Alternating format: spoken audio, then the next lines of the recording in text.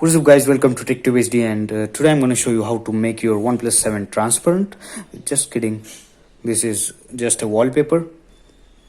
So I uploaded this video a few months ago and I started getting messages like what theme you are using or what launcher you are using. So first of all, let me tell you, it's not any kind of launcher or theme, it's just a wallpaper, and there are two ways to get this wallpaper. You can just search in Google or just download this app which I'm going to show you. So let's get started.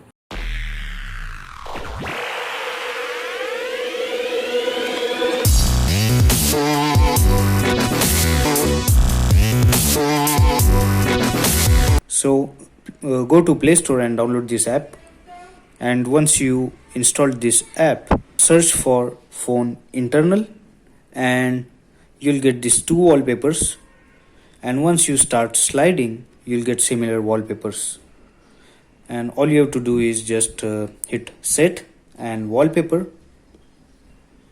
and this is how you get it. So this was pretty much it guys. Hope this video helped you. Thanks for watching. I'll see you guys in next one.